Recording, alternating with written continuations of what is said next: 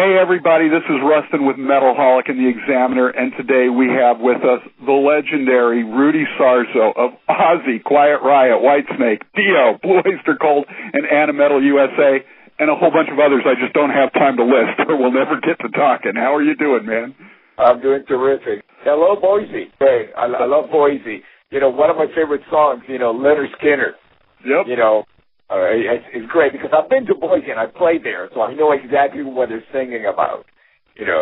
What's your name, little girl? What's your name? Oh, yeah. Yeah, it's a beautiful town, but it is. You, at this stage in your career, you'd think you'd be paring things back, but in the last 2 years alone, you've been touring with Blue Oyster Cult, Dio Disciples, and now you're, of course, working on the Animetal USA project, which we're here to talk about today. Yeah. I'm just getting started. That's the way I look at it. The reason why I say I'm just getting started is because right now, because of technology, musicians have more creative freedom than we've ever had before. So right now I'm just entering a new phase of creativity, and I think I'm not alone. I mean, there's a whole a new generation of musicians are sharing the same creative freedom. Well, it's interesting how different it is from when you first got into the business and everything, because you've been doing this a long, long time, and now we've got Pro Tools and all this stuff where you could literally sit in your bedroom there with a laptop and create an entire album, pretty much. Yeah. You know what? It's totally different when you can record in your underwear. Don't have to go to like the record plant and record there with your full clothes on, So along with the freedom of being almost basically nude when you play, so it comes to freedom of creativity. In the old days, and I have to say this, there's some benefits to it. There's some benefits to really having a producer looking over your shoulder, with everything, looking at the big picture. But that might have been really good in the 60s and the 70s, where I think the producer's role was more musical than it actually became towards the 80s. Towards the 80s, I think, because of radio programming, the way it was like one song after the other kind of like had a certain sound, and they were programming radio in a certain way that even affected the way the rock records were actually recorded. There was more of, some of the best rock records from the 80s actually had drum machines, Lindrums, So that really affected the whole sound, whereas in the 70s, I think the contribution of the producers was way more musical than it actually became in the 80s. Because thanks to FM and AM radio having more of an open-minded top 40 list, I think that there was less of a pressure for bands to produce albums that had a certain sound, that 80s sound that became known, like today, if you listen to a record from the 80s, you can say, oh, that's from the 80s because, it either had the certain reverb, the SPX90, or certain drum sound, like I mentioned, the Lindrums, and stuff like that. The guitar sound was a certain tone, the Rocktron, Tom Schultz invented this little interface. It was called the Rocktron, which actually was made for practicing. Right. So you could put your headphones, but a lot of musicians started plugging that into the board to kind of like get what they thought they were getting, the Tom Schultz sound, But, so it was very different. Whereas today, I think we musicians, we have more of a voice like to express ourselves creatively by, being, like sometimes when I lay down tracks, of course, depending on the project. If I'm doing a track for hired to do a track, which I do that a lot, sometimes he'll send me an idea of what the bass should be. I say, okay, well, I'll take it from here. Now I know what the direction is. It's very hard to know what the direction of the band is unless somebody, sends you a sample of what, because, they'll send you a track and you could play 20 different variations of the same bass line, on the track. And you really, when you're hired to do a specific track, you want to get more of an idea of what the person who's hiring you has for you to do, you know. But let's say with Animetal USA, it's really interesting because are you familiar with anime at all, the Japanese animation art form? Well, and that's what my next question was going to be, because I've been hearing the buzz about anime for years, and I always thought it was Japanese cartoons. So you being something of a visual design animator guru, I was going to ask, for those of us lagging behind, can you explain exactly what anime is? Yeah. It's an art form, and it goes beyond cartoons. It's you know, when you go to Japan, you turn on the television, and anime is on all the time. Especially you know, after midnight, there's channels that just, you know, play anime, and it's more than cartoon. Anime can be for entertainment. It could be for children's stories. It can also be for subjects such as mature subjects like the ecology or social society, cultural. You know, so it could be about anything. It could be about you know, like life in school. You know, kids growing up. There's a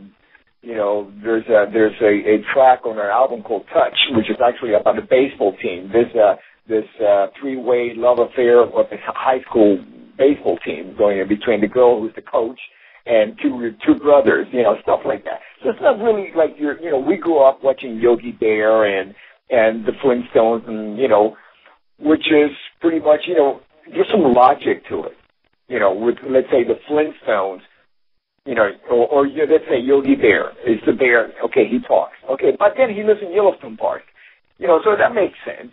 You know, he hangs out in the woods. Okay, that's sensible. Whereas anime, let's say if Yogi Bear was an anime, his best friend would be a robot, and they would go into like all these different galaxies and fight evil, you know, empires. So it's a whole different approach. It's more like freedom of imagination. If you can imagine it, you just throw it into the storyline. So that's basically anime, you know. And now Hollywood has really picked up on a lot of the anime features. For example, Astro Boy was very, very popular, not only as a series anime, but also was made into a 3D feature recently. And you have the Transformers and, you know, all of that. Right? If it's fantastic, it's definitely coming from Japan, and usually it, you know, starts out as an anime, which is the animated version of what is manga. Manga is the graphic novel version. And a lot of times it starts off as a graphic novel, then it becomes really popular, then they start animating it and putting it on television.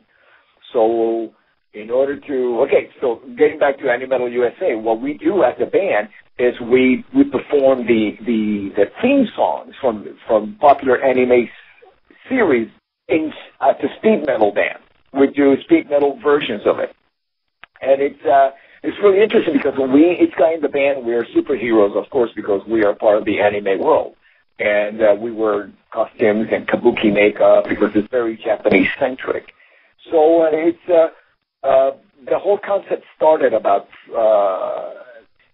a few years ago. Our singer, Mike Viscera, was a member of a group called Loudness. Are you familiar with Loudness? Of course, Crazy Night. Okay.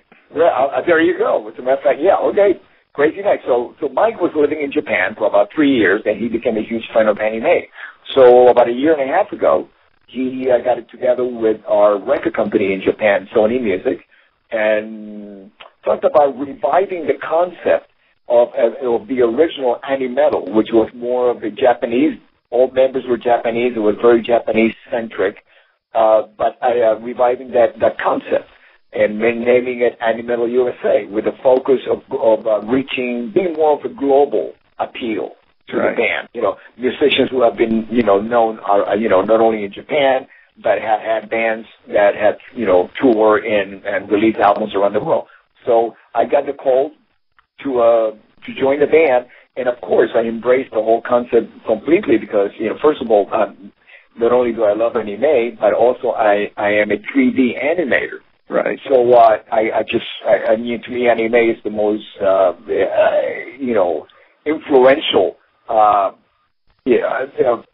animation art form that is right now. I mean, you know, a lot of the stuff that you see on 3D animation is being influenced by cutting edge anime, features and series and so on. So of course I completely embrace the whole idea. As a matter of fact, I've been able to contribute visual effects to our videos, right, which is part of being in the band. You not only do you contribute as musicians with the audio recording, but also visually to the whole concept of the group. The next one who joined the band was Christian Pelletieri, incredible guitar player. Absolutely. He's very famous, and successful with his own band in Pelletieri around the world, especially in Japan. And then on the first album, we had Scott Travis from Judas Priest playing on the record, but he's so busy touring with Judas Priest that when it came time to tour, we have to recruit somebody else. So it was so great to find John Detty, who's an incredible drummer, whose credits are, he's been a member of Slayer and Testament. So not only when we started touring in Japan in October did he become our member, but also on our second album, W, he's the drummer. Now, the album outside of Japan, it's available through Century Media. You can actually go to iTunes and, sample, some of the music or download it, or go to the Century Media website. And there is a compilation of both the first and the second album available on through Century Media. It's called the Special Edition. Right. And that has some of our favorite tracks from both the first and the second album. Well, and this album is different from it because you've been in so many influential bands, household names, but you've never really done anything in terms of the speed metal genre, so this is very new for you musically, I would think. Well, it might be new to those that might not know me personally musically, but, I was influenced by, and I actually got to play a variety of styles of music, especially growing up in the early 70s in Florida. I was in a top 40 band, which meant that our playlists run the gamut between Motown, Johnny Cash, Led Zeppelin, you name it. If it was on the radio back in those days, we played it. You had to play it, and including progressive rock, such as Yes, Kid from Crimson and Miss Lake and Palmer, and fusion. We would throw in some, Return to Forever, some Weather Report in our set list. Mm-hmm. So, I've been influenced, and I used to play music that was more progressive than what I recorded in the past. Uh-huh. So I've always had an admiration for such musicians. As a matter of fact, if you ask me what I have on my iPhone, what I listen to, that's the type of music that I always found, inspiring to listen to. So playing speed metal, and also back in 2004, if you can call this speed metal, it is fast. I did a tour with Yngwie Malmsteen. Right. Where I got to play more notes than I've ever had in my whole life on my one tour, which is great. Because I come from the background that, there's no such thing as overplaying, and then by the time, like we were talking about, during the 80s, it just, music took a different turn and became a little bit more focused. Maybe it was also because the arena bands, that was the beginning of and if you play too fast in an arena, it just becomes a jumble. So you just kept it more 8 beats, quarter notes, simple, more pumping. That way, the echo of, because arenas are not really acoustically designed for music, basically. They're designed for hockey or for basketball or any of the indoor sports, But, every time I would watch, I would see one of my favorite, progressive or fusion bands, I would always go to a small theater or a large club, because that way you could really understand what they're playing. Well, one of the things that I've always admired in watching you is, and this sort of goes back to how well this ties into the Animetal USA thing, is you've always been a very visual bass player. Most bass players are usually pretty laid back and everything, and you've always been very visual in your style of how you perform, and it really catches the eye. Even with the kabuki makeup on, it's easy to spot you in an instant. Maybe it's because I sat through a lot of boring shows during the 70s. You know, before I was a professional musician, I've been a fan longer than a professional musician. So I'm always, I always consider myself a fan first and then a musician, professional. And I got to tell you, I saw a lot of shows that I never went back to watch to catch the band again, just because I thought I was ripped off, because I thought these guys just phoned it in, or they were drunk on stage, or whatever, So once I started playing, even at the club, on the club circuit, I always kept that in mind. I said, I want to do my part to keep people coming back. So I want to become an entertainer. Because to me, you can be a studio musician, you can be a guy that just makes records. Okay, you don't have to perform or put on a show. But once people are watching you, you got to entertain them. We fans, we go through a lot to support the bands that we love. Right. We get up there, we pay a lot of money for a ticket, we stand in line, we go to the parking lot, we go through the whole mob, and then we stand there hoping for magic to happen. It's got to happen. You can have some magic on stage, whether it's communicating capturing that moment of, like the guys in the band communicating with each other, because basically that's what we're there to witness. We're witness to something special, something different than what happened the night before. And for that band, when they played at a different show, the 300 miles away, you want that special moment. And the bands that do deliver those special moments are the ones that keep the fans coming back. Absolutely. And you have been in a lot of those bands. Obviously we can't talk to you without talking about your legendary career. I mean, when I think of bass players that I look to coming up and everything, it was always like you, Steve Harris from Iron Maiden, Billy Sheehan, fantastic players, but with a unique style all their own. And I've always wondered, because you go back even before I was doing all this stuff, who was it that brought you into picking bass as your instrument and initially inspired your playing? That's a great question. I got to tell you, I'm friends with both Steve and Billy, but with Billy because he lives here in Los Angeles and we get to do the Rock and Roll Fantasy Camp together. We spend a lot of time talking about our inspirations, and one thing that the first name that comes to mind is Tim Bogart from Vanilla Fudge. Right. And Tim just recently joined the Fantasy Camp, Rock and Roll Fantasy Camp counselors. So he is the guy that we all agree, man. When we saw him with Vanilla Fudge, we said that's it. He had the complete package. He moved great on stage. He had that fire in him. He was a great part of the rhythm section. There was a great communication with Carmine, with the drums. Right. He sang. He's a great singer, and his playing, it's timeless. I can watch any Tim Bogart performance and go, oh my God, that's still awesome playing with that. He still plays awesome, So yeah, guys like him, and then beyond that, you go McCartney, who was a timeless. Every time I listen to a Beatles song, it's like a bass lesson, because his choice of notes and the way he orchestrates his bass line is just flawless. It's just beautiful, Even if you think it's a simple song, the way that he plays each note, it's just like, oh my God, I didn't even think about that. And I've been influenced by him for since I first heard the Beatles in '64.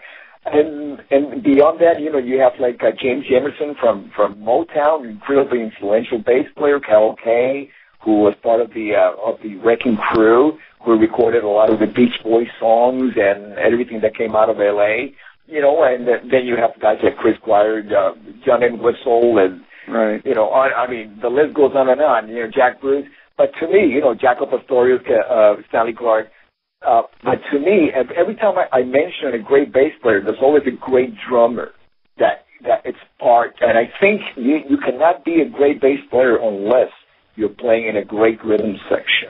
And that's something that I always look for, that communication between myself and the drummer. True. And that's played with some incredible drummers. Oh, sure have. Absolutely. So now, a few years ago, you wrote Off the Rails, which was basically your time and everything with Randy Rhoads. And I'll be honest, I'll throw my man card down. The day he died, I cried. It's just such a waste that we lost him so early. But what made you decide you needed to write that book? Oh, very simple. The number one question I get asked when I travel around the world is, what was it like to play with Randy? And, let's say I would have a casual conversation with somebody in the lobby or backstage, and, you walk away feeling like, oh, my God, I did not tell him about this story or that story or this about Randy. And so I just say, you know what, I'm just going to put everything, my whole experience with Randy into a book. And in addition to that, at the time that I wrote it, there was so much misinformation, especially regarding the plane crash. Right. So many bogus theories and all this crap about what actually happened. That I said, listen, I got to set the record straight. At least I got to say, look, this is what happened. If you want to believe me or not, that's up to you. But here's the truth. So that was my motivation, basically, to set the record straight about the crash and to answer the number one question. What was your very first memory of Randy?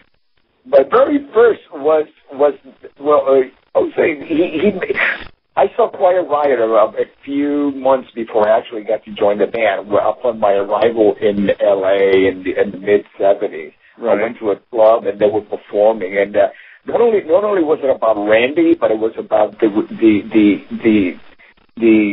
reaction in the crowd, especially from the girls. They really connected with him. As a matter of fact, to the point that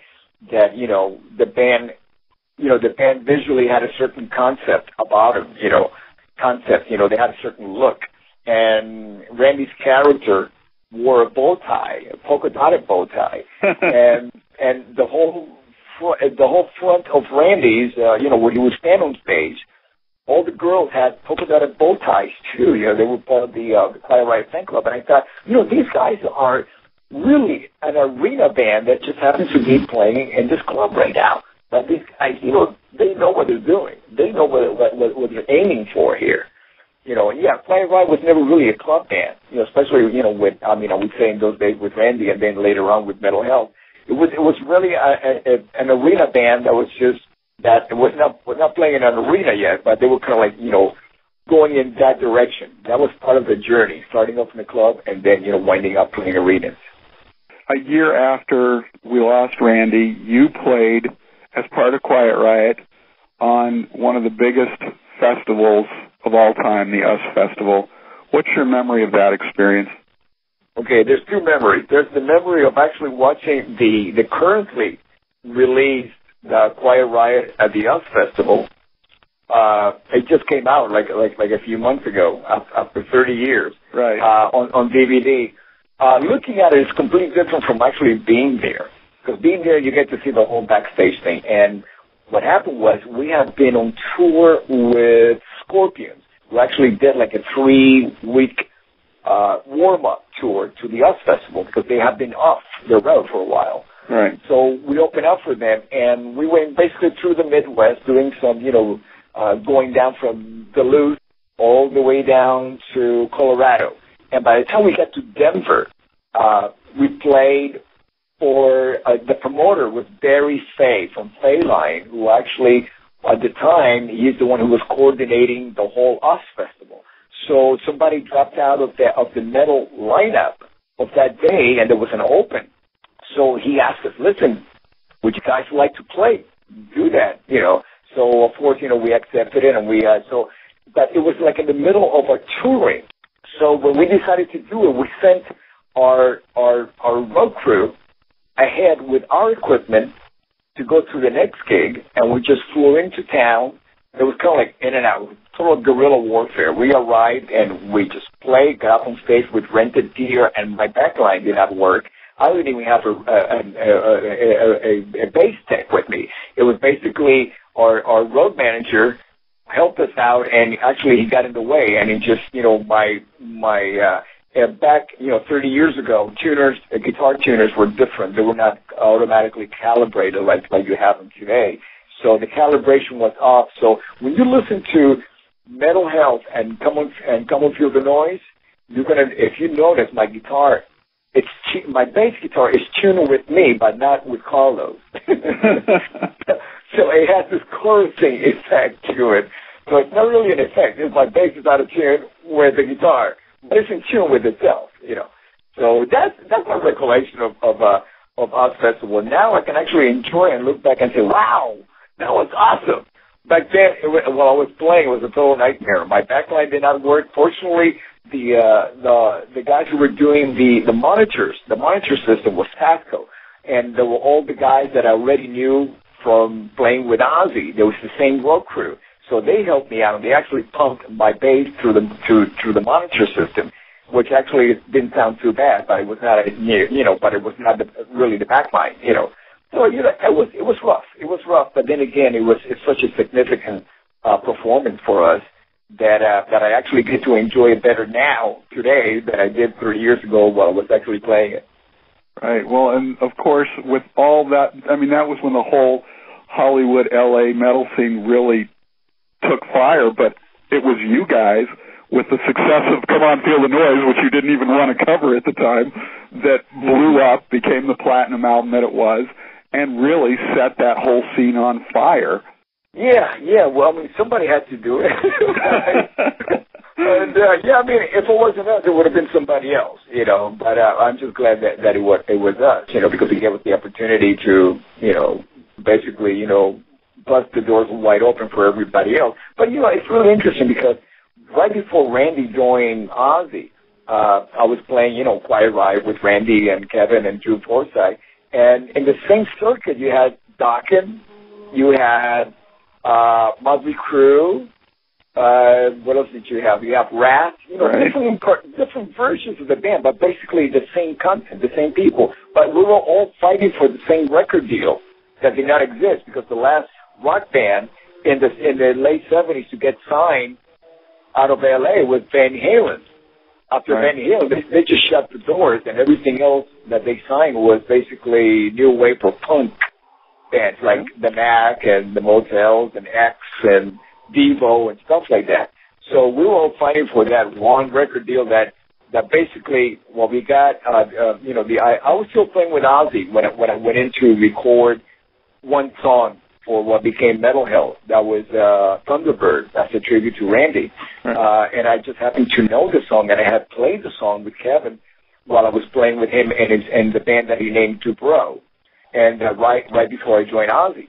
And so I went in, and they asked me, after I finished cutting the track, they say, "Hey, do you remember this song we used to do, Slick Black Cadillac?" I said, "Yeah." So we cut that one.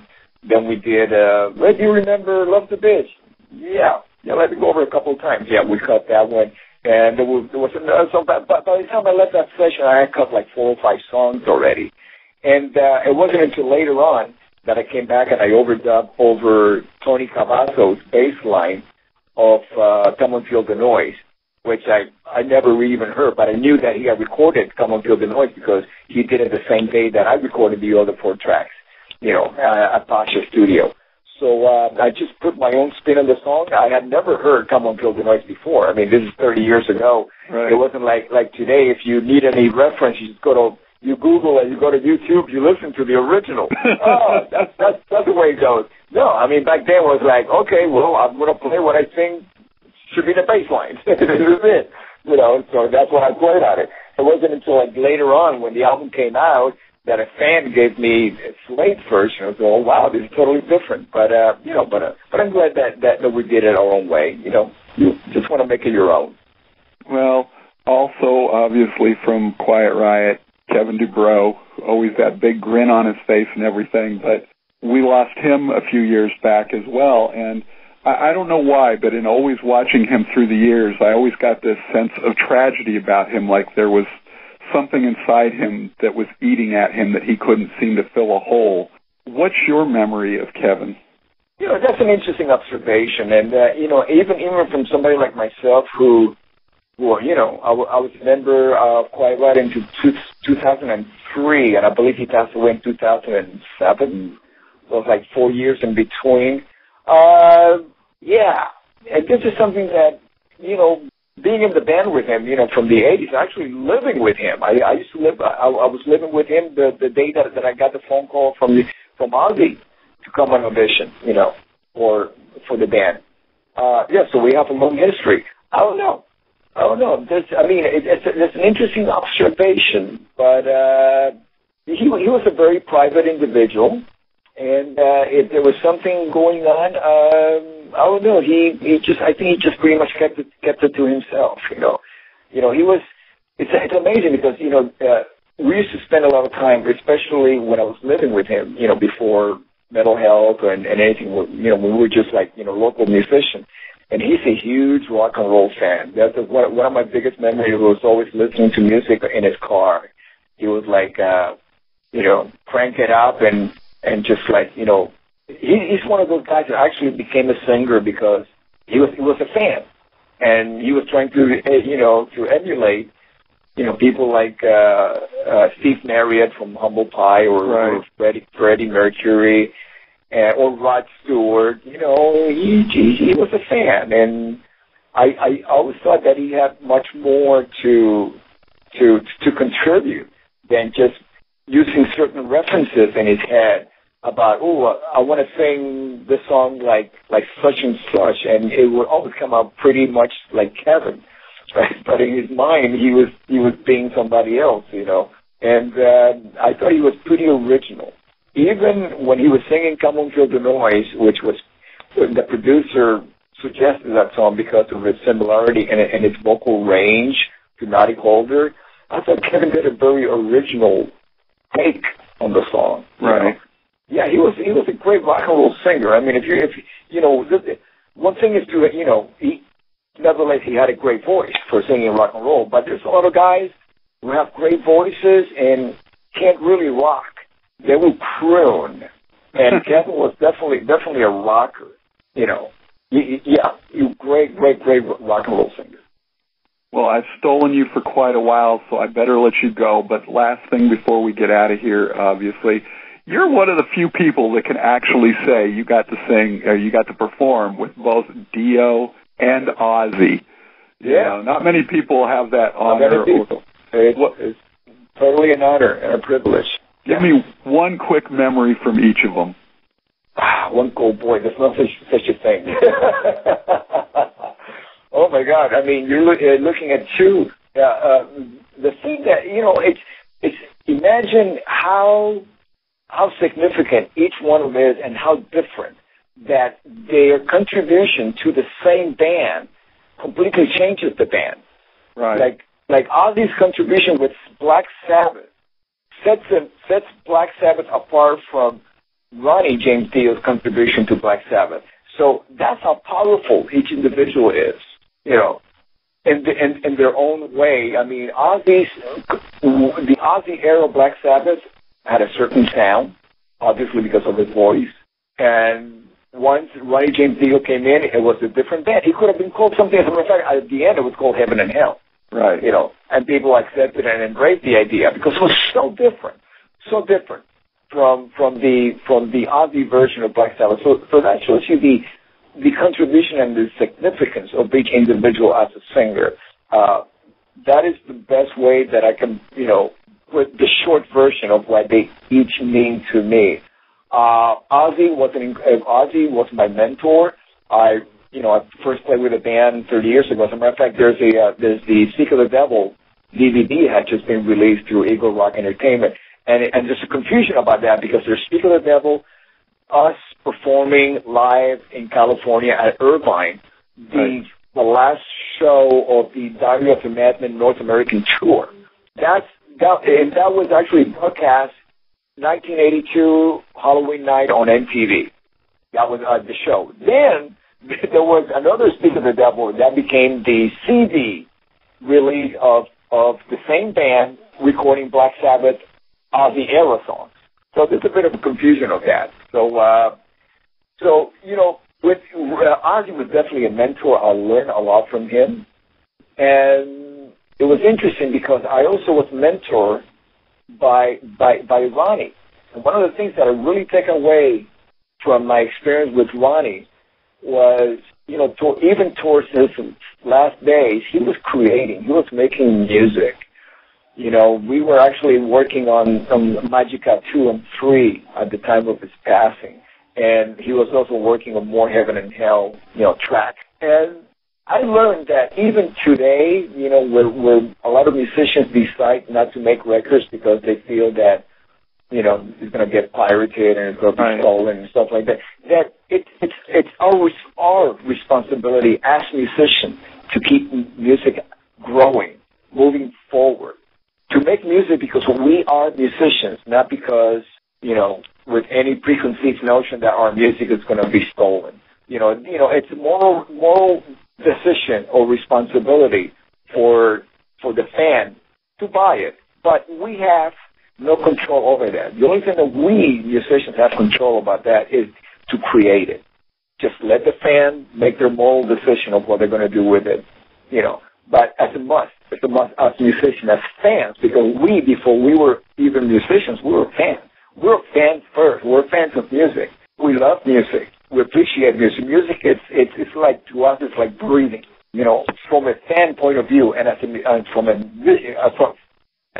musician point of view, it is the blood that pumps our hearts. You know, it's what keeps us alive. You know, so it's definitely. So I learned that from Ronnie. No matter what happens, just keep making music, keep recording. Music is like oxygen. So, Rudy, thanks so much for taking the time. I stalled you for a lot longer than I had planned on, but, you know, after all these years in the business, I can't believe it's the first time we're actually talking, so I'm glad I got to catch you on a few of these memories. And are we going to see Animetal USA in the USA? Yeah, we did our first show a few weeks ago at the Anime Expo in Los Angeles, and it was a great show. So we're looking forward to doing more and more of those in the very near future. Yeah, we have an agent or manager is working with them to put together a whole tour. Rudy Sarzo, Animetal USA, the latest project, and of course you know the legend. So thanks so much for taking the time, and we look forward to seeing what you come up with next. Absolutely. Thank you, Take care, brother. Bye-bye. Bye.